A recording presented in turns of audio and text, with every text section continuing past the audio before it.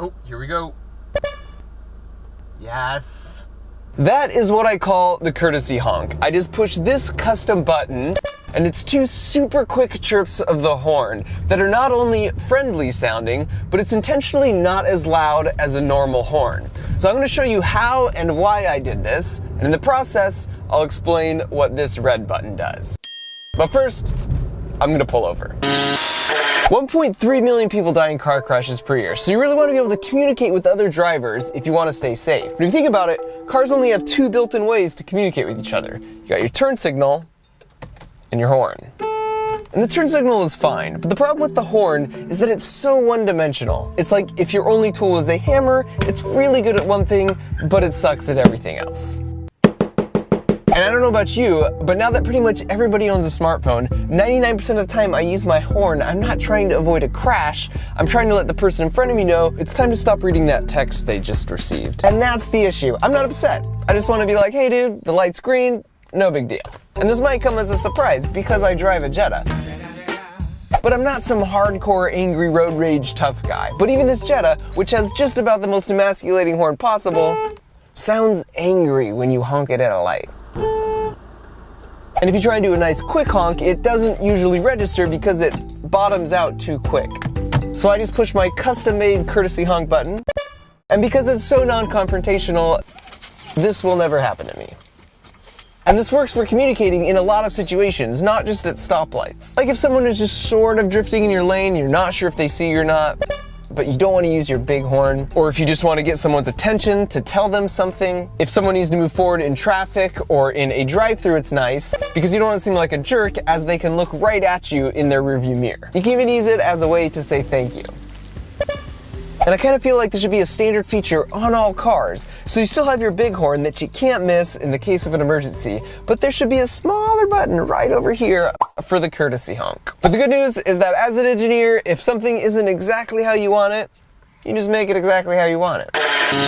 So I went on Amazon and got one of these Adafruit soundboards for 27 bucks, where you can upload sound effects via USB with no programming required. And then I got 3 of these cool horn buttons to trigger the sound effects for 7 bucks each. So I started on this side by wiring this to my cigarette lighter for power, and then I use a 12 to 5 volt power inverter to get me to the right voltage for the soundboard, which is connected to these buttons to trigger the horn sound effects I dragged and dropped onto there. And then coming out of the board, we have a 3.5mm audio cable that plugs into a $13 amp to make it loud enough, which connects to a $13 PA speaker. Now that we have all the components, my buddy Bob from the YouTube channel I Like to Make Stuff came over and we got to work soldering. Well, actually, I did all the work while Bob just stroked that magnificent beard of his. He also made a video about making a custom horn like this that goes into way more detail, so definitely check his out if you're actually planning on doing this. His is intentionally more of a temporary setup, but I wanted mine to be a bit more permanent in the dash, so with the help of my talented buddy Howard, we went to town installing this thing.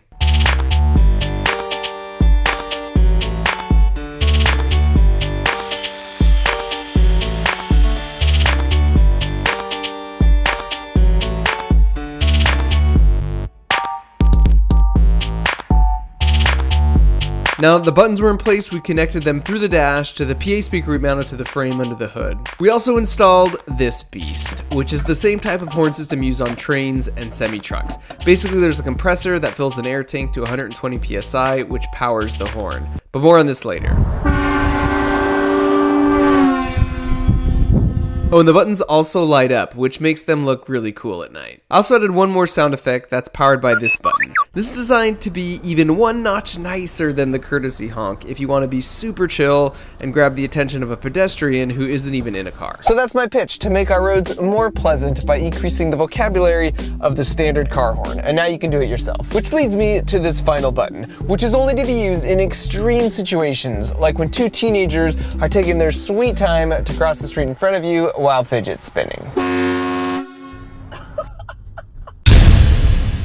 I want to thank Audible for their support on this video. Not only are they the best when it comes to audiobooks, but they've been working with me and supporting my channel for a couple of years now. While making this video, I listened to the book Surely You're Joking, Mr. Feynman, and I loved it. Richard Feynman was a genius Nobel Prize winning physicist who chilled with Einstein and helped discover atomic energy. But that's not what makes him so interesting. This collection of stories from his life made me laugh out loud a bunch of times. It starts when he was a kid and he used to take apart radios to make homemade burglar alarms, and then in college at MIT he used his engineering skills to pull pranks, and then he eventually taught himself how to break into safes and use science to pick up on women. He had this lifelong fascination with learning, but in a practical sense, not in a memorize facts from a textbook sense. He's just such an intelligent, colorful human being.